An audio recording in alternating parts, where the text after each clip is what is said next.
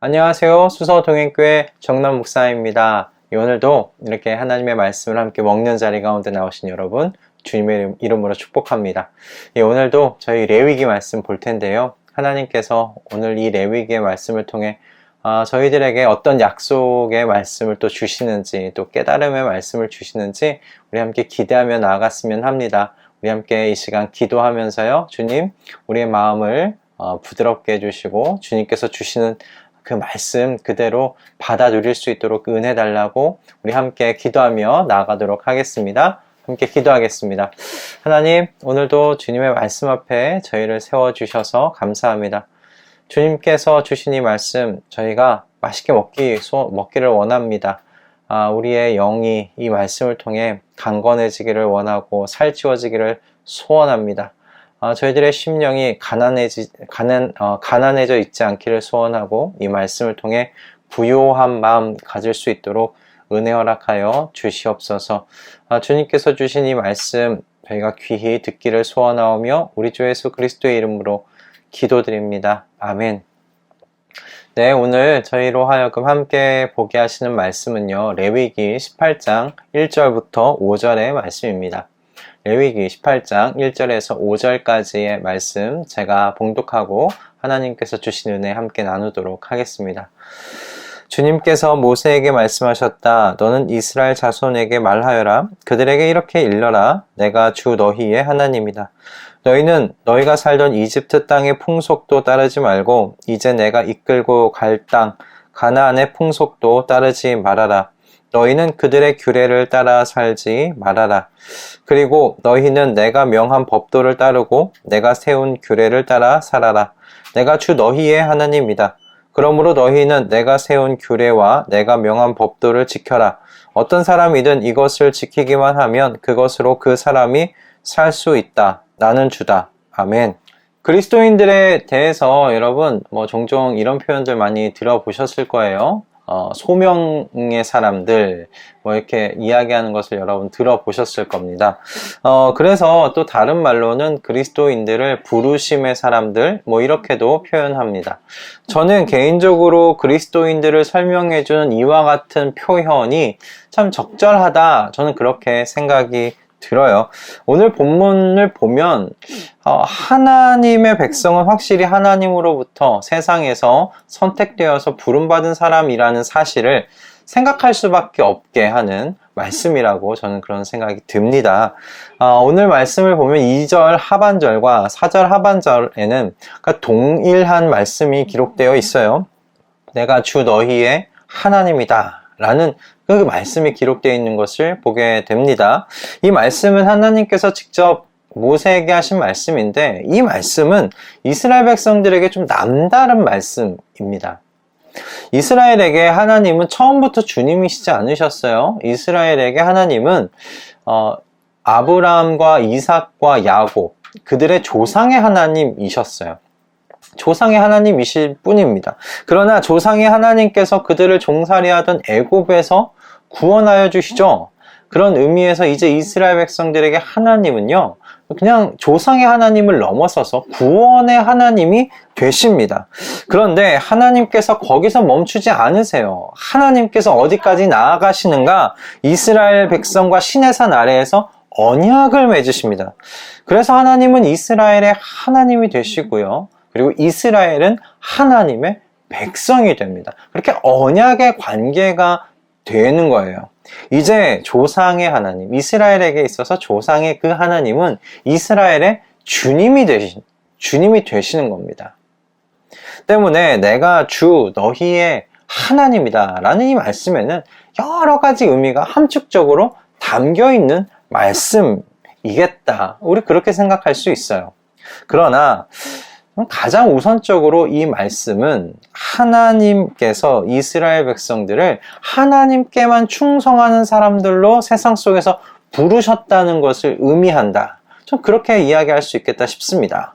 왜냐하면 여러분, 내가 주 너희의 하나님이다 라고 이야기할 때 이 말씀 자체가 의미하는 것이 무엇입니까? 이스라엘은 다른 것에 충성할 수 있는 백성 아니다. 이제는 내가 너희의 주인이다. 나와 너는 이제 언약을 맺지 않았느냐 말씀하시는 거예요. 이 언약을 깨뜨리지 말라는 것이죠. 즉 이제 이스라엘 백성들은 세상에서 하나님께서 선택하셔서 나에게 충성하는 백성으로 하나님께서 만드신 거예요. 그런 관계가 되게 하신 거예요. 이 점은 오늘날 우리도 동일합니다. 신약에서도 하나님께서 예수 그리스도의 핏값으로 우리를 사셨다라고 분명하게 이야기를 하고 있어요. 심지어 사도 바울은 로마서 8장에서 하나님께서 우리 안에 두신 자기의 영으로 우리의 죽을 몸도 살리실 것이라고 말합니다. 그래서 우리는 우리의 몸에 빚을 진 사람들이 아니라 하나님께 빚을 진 사람들이라고 그렇게 사도 바울은 이야기해요. 그럼 우리는 어떻게 살아야 하는가? 사도 바울은 이어서 이야기를 합니다. 하나님의 영을 따라 살아야 한다.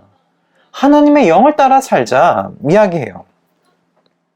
하나님의 영을 따라 사는 삶은 구체적으로 무엇인가? 하나님의 영을 따라 사는 삶은 하나님의 율법의 요구를 이루는 삶을 사는 것이에요. 하나님의 율법의 요구를 이루는 삶을 사는 것이 여러분 하나님의 영을 따라 사는 삶이에요. 즉, 전 이걸 한마디로 하나님께 충성하는 것이라고 표현할 수 있겠다, 말할 수 있겠다 생각합니다. 저는 이렇게 오늘날의 우리도 과거 이스라엘 백성과 같이 하나님께 충성하는 자로 부름받은 사람들이라고 저는 그렇게 생각합니다. 하나님께 충성한다는 것은 그래서요, 여러분, 하나님께서 제정하신 규례와 법도에 저는 충성하는 것이라고 생각합니다. 저는 그렇게 믿습니다. 하나님께 충성한다고 하면서 하나님께서 세우신 법도와 규례는 내 마음이 내킬 때에만 지킨다면 어찌 그것이 충성하는 것이겠습니까? 그건 충성하는 것이 아니죠. 때문에 하나님께 여러분 충성하는 사람, 충성으로 부름받은 사람은 동일하게 이제 이어 무엇에 부름받은 사람인가? 거룩한 삶에 부름받은 사람이에요. 하나님의 규례와 하나님의 법도를 따라 사는 그 구별된 삶, 그 거룩한 삶으로 부름받은 사람이라고 저는 이어서 생각할 수 있겠다 싶습니다. 이것에 이의를 제기할 사람은 없을 거라고 생각이 들어요. 3절과 여러분 4절의 말씀은요, 하나님의 백성이 거룩한 삶으로 부름을 받은 사람이라는 여러분 그 사실을 분명히 증거해 주는 말씀입니다. 하나님께서 이스라엘 백성들에게 그들이 살았던 이집트의 풍속을 떠나라고 이야기하십니다. 그리고 앞으로 너희들이 들어갈 그 가나안 땅의 그 풍습도 따르면서 살지 말아라. 그것에 미혹되지 말아라. 그렇게 하나님께서 말씀하십니다. 여러분, 근데 이 말씀이 생각해보면 좀 참 이상한 말씀입니다. 사람은 여러분 진공 상태에서 살 수는 없어요. 우린 진공 상태에서 살아가는 존재들이 아닙니다. 사람은 분명히 그가 살고 있는 환경에 종속되고 영향을 받을 수밖에 없는 그런 존재입니다. 이스라엘 백성들은 이집트라는 그런 가시적인 영토와 문화 속에서 살았던 사람들이에요. 그러므로 이집트의 문화에서 이 이스라엘 백성이 영향받지 않을 수 없었습니다. 분명히 영향받으면서 살았을 거예요. 그리고 이제 그들은 또 어디로 들어가는가? 가나안 땅이라는 그 가시적인 영토와 그 문화 속으로 이제 들어가게 됩니다. 여러분, 이스라엘 백성들을 지금 둘러싸고 있는 이 세상, 지금은 당장은 광야에서 살고는 있지만 그들이 그 전에 살았던, 그리고 앞으로 살 그 모든 땅들은 그들의 오감을 자극하는 세상입니다. 그들이 영향을 받을 수밖에 없는 그런 세상인 것이죠. 그런데 하나님께서 여기서 말씀하시는 거예요. 너희가 살 세상이 그러한 세상이지만 너희는 그 세상에 영향받지 말아야 한다. 그 세상을 따라 살지 말아야 한다. 하나님께서 그렇게 말씀하세요. 그 세상에서 너희들은 어떻게 살아야 하는가? 내가 명한 법도와 규례를 따라 살아야 한다. 라고 말씀하세요. 그렇게 구별된 삶 살아라. 말씀하시는 겁니다.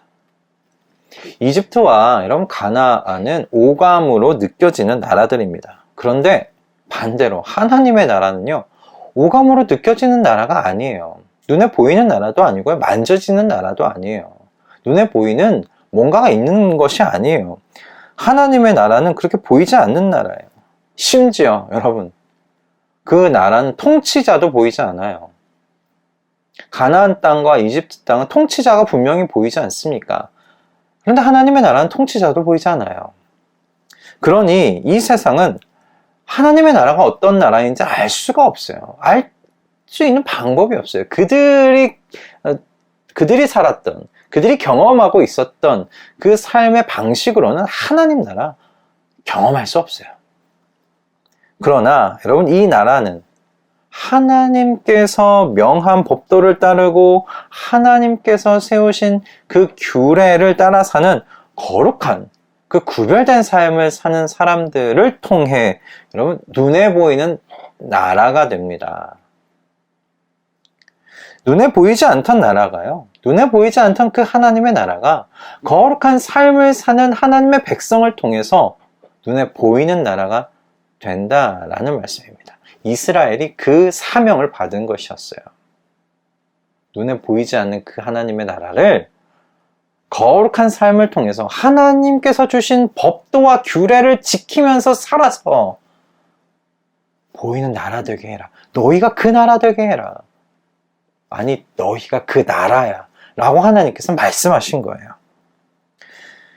이와 같이 여러분, 거룩한 삶으로의 사실 또 이 부르심은, 그래서 이렇게 하나님께서 말씀하시는 그 보이지 않는 하나님의 나라를 보이는 나라, 가시적인 나라로 만드는 또 부르심이라 저는 그렇게 생각합니다. 그런데요, 여러분이 어떻게 보면 정말 힘들고 큰 이 부르심, 여러분 이 부르심에 하나님께서요, 아무 약속도 없으실까? 약속 있는 말씀이시다, 약속 있는 부르심이다 라는 겁니다. 하나님께서 아무런 약속도 없이 거룩한 삶을 살아내서 보이지 않는 나라, 보이지 않는 그 하나님의 나라를 가시적인 나라 되게 하라고 말씀하지 않으세요. 하나님께서 약속을 주셨어요. 하나님께서 5절의 말씀에서 분명히 어떤 사람이든지 이것을 지키면 그것으로 그 사람은 살 수 있다라고 하나님께서 말씀하십니다. 여러분, 여기서 살 수 있다는 말씀은 그저 영혼이 구원을 받는다라는 말씀이 아니에요. 이 말씀은요, 그의 육신과 영혼이 산다는 말씀입니다. 여러분, 육신과 영혼이 모두 산다는 이 말씀, 살아있는 이 상태는 도대체 뭘까요? 영혼도 저는 하나님께서 주시는 생명력으로 충만하고, 육신도 하나님께서 주시는 그 은혜 속에서 굶주림 없이 생명이 충만한 상태, 건강한 상태를 유지하고 있는 것, 전 그렇게 생각이 들었습니다. 뭐 그것이 사는 것 아닐까요? 육신이 산다는 것은 또 그런 것이 아니겠습니까? 저는 그래서 이 상태를 풍성한 삶이라고 말할 수 있겠다 생각했습니다. 여러분, 세상에 어떤 사람도 불행하기를, 또 그리고 가난한 삶 살기를 작정하고 결단하는 사람 한 사람도 없습니다. 모든 사람들이 풍성한 삶을 꿈꾸면서요, 나름대로 이 꿈을 실현하기 위해서 나름의 각자의 방법으로 살아갑니다. 누군가는 돈을 어떻게든 긁어 모으지요. 많은 사람들이 이렇게 살아갑니다. 그러면 마음의 안정을 얻고 풍족한 삶을 살 수 있을 거라고 생각해요. 그러나 정말 그런가? 그래 보이지 않습니다. 육신적으로는 모르겠어요. 풍족한지는 모르겠어요. 그러나 영혼의 평안을 찾기 위해서 이리저리 찾아 헤매는 모습이 얼마나 우리의 눈에 자주 띕니까? 그리고 또 살펴보면요, 그렇게 이리저리 마음의 평안과 영혼의 평안을 위해서 뛰어다니는데 세상의 그 어떤 것도 확실하게 이렇게 가면 풍성한 삶을 내가 약속해 줄 수 있어 라고 말해주는 것이 하나도 없다는 거예요. 그저 이렇게 살면, 이렇게 살아가면 풍성한 삶을 살 수 있을 거야, 그 가능성을 이야기를 해주고 있어요. 가능성만 던져주면서 따라오게 만들고 있어요. 그러나 여러분, 하나님께서는 오늘 가능성을 이야기하지 않으세요. 너 이렇게 살면 너가 살 수 있을지도 몰라, 이렇게 말씀하지 않으세요. 가능성을 이야기하지 않으세요. 분명히 말씀하세요. 내가 세운 규례와 법도를 지켜라.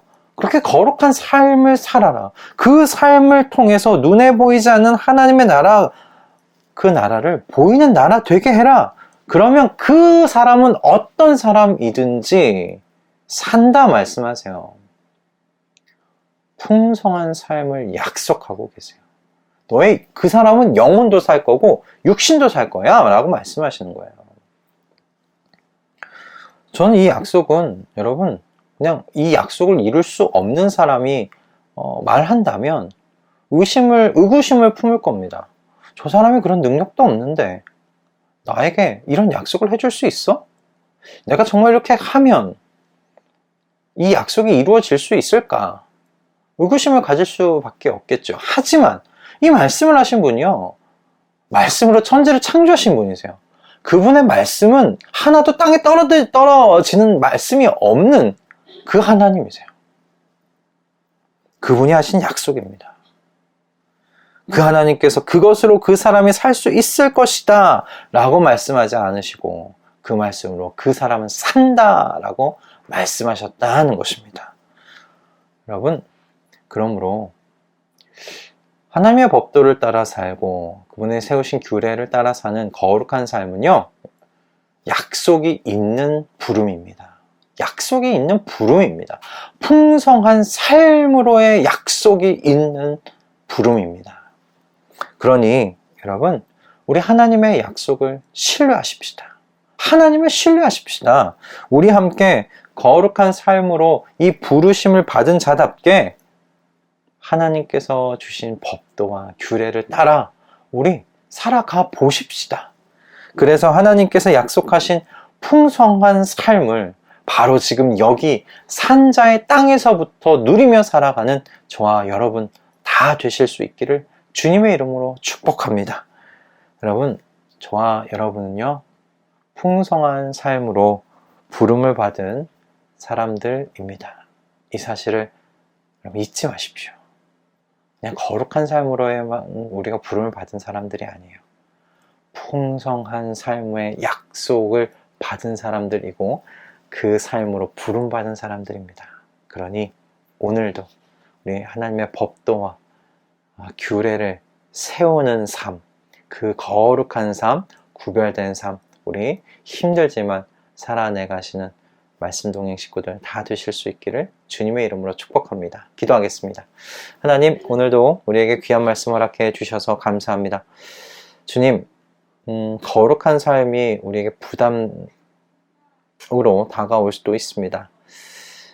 하루하루 살아가는 삶이 벅차고 힘든데 거룩하게 살아가는 이 삶을 사면 더 힘들어지지 않을까, 그런 걱정, 우리 연약한 이 마음이 또 그런 걱정과 염려 가지면서 살아갑니다. 그러나 주님께서 오늘 분명히 말씀하십니다. 하나님의 법도와 규례를 따라 사는 사람, 그 사람은 산다라고 말씀하십니다. 이 땅에서 우리의 육신이 살 것이요, 우리의 영이 살 것입니다. 그렇게 우리는 영과 육이 사는 생명으로 충만한 그런 풍성한 삶으로 우린 나아가게 될 겁니다. 하나님께서 그 약속 지켜주실 줄 저희는 믿습니다. 이 믿음 가지고, 이 신뢰를 가지고 오늘도 주님께서 주신 법도와 규례를 세우는 삶, 구별된 삶, 거룩한 삶 살아갈 수 있도록 은혜 허락하여 주시옵소서. 감사드리며 우리 주 예수 그리스도의 이름으로 기도드립니다. 아멘. 할렐루야. 여러분, 오늘 또 하나님께서 우리에게 귀한 말씀으로 금요일 또 이렇게 한 주를 마무리할 수 있도록 말씀을 이렇게 주셨습니다. 여러분, 거룩하게 산다는 것, 이 땅 가운데서 하나님의 법도, 하나님께서 주신 규례를 세우면서 산다는 것, 두렵고 떨리는 그런 삶입니다. 그러나 여러분, 이 삶에 약속이 있습니다. 하나님께서 약속을 주셨습니다. 그렇게 사는 사람, 하나님께서 주신 말씀을 따라 사는 사람, 거룩하게 사는 사람, 그 사람, 그는 누구든지 산다라고 말씀하십니다. 이 땅에서 산다라고 말씀하십니다.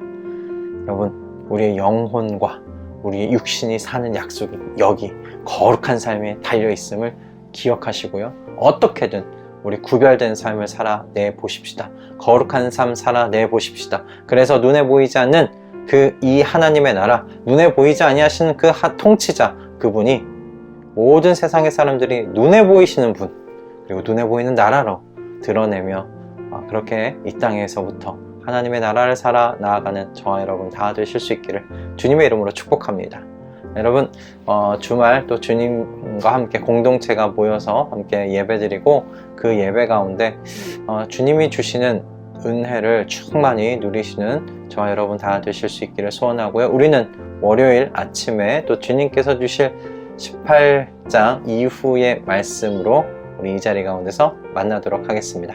여러분 사랑하고 축복합니다. 월요일 뵙겠습니다.